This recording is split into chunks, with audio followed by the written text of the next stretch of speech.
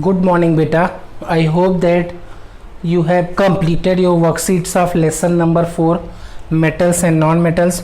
You are not communicating, just ready for the test. Today we'll start new lesson, that is lesson number 6. Please read the lesson.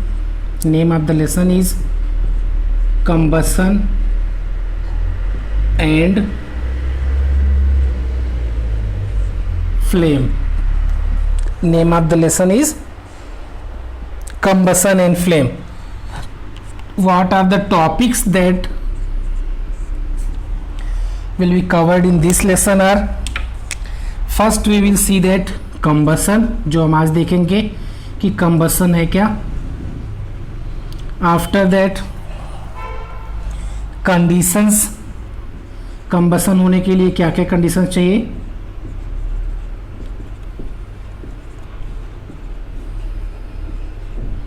Third thing, types of combustion.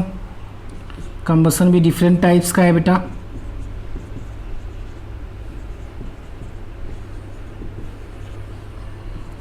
Fourth we will see that how to control fire, means controlling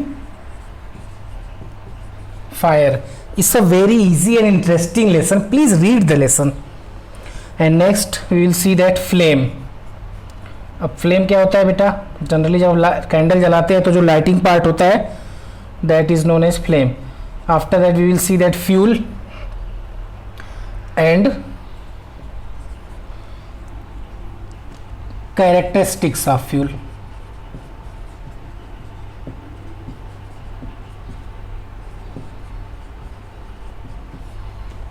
So these points we will cover in this lesson beta.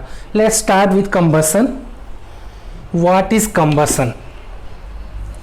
Okay beta, it's a very easy lesson. You will not face any problem in this lesson compared to metals and non-metals. First beta, combustion. What is combustion?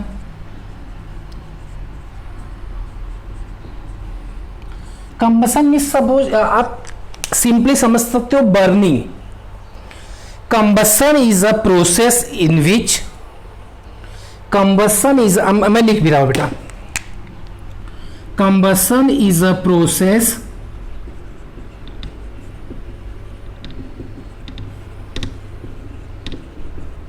in which substance जो भी burn करेंगे react with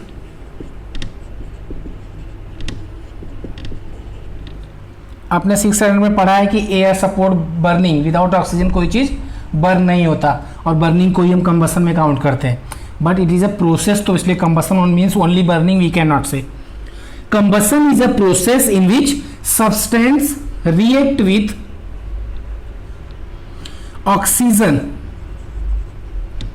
combustion is a process in which substance react with oxygen to produce heat and light.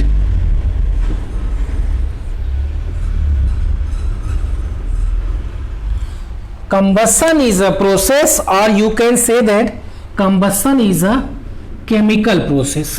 तो और अच्छा हो जाएगा.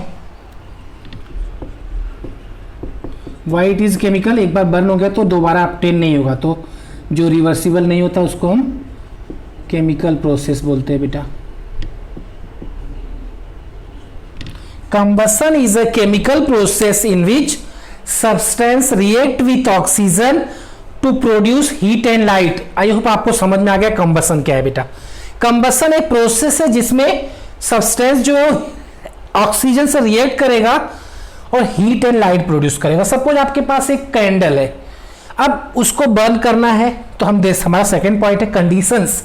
क्या क्या चीज चाहिए कंबसन के लिए, तो उसमें हम देखेंगे. बट आप बेसिकली समझ लो आपके पास कैंडल है, उसको आप बर्न करना है, तो अगर उसको ऑक्सीजन नहीं मिलेगा तो वो बर्न नहीं होगा. तो जब उसको ऑक्सीजन मिलेगा तो मतलब वो ऑक्सीजन से कंबाइंड करेगा, फिर वो बर्न होगा. और जब बर्न होगा तो हीट भी प्रोड्यूस होता है और लाइट भी प्रोड्यूस होता है. तो इसको हम बोलते हैं कंबसन. कंबसन आप भूलोगे नहीं, है वो इजीली आपको याद रहेगा. combustion is a chemical process. It is given in textbook as well. Please read from there.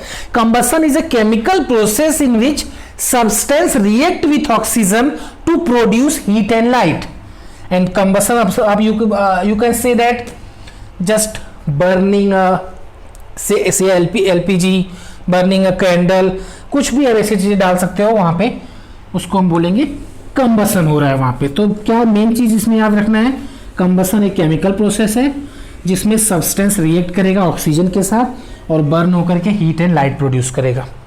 Now will see that conditions, what are the conditions required for combustion, मतलब combustion होने के लिए बेटा क्या क्या चीज चाहिए, कंडीशंस फॉर कंबसन।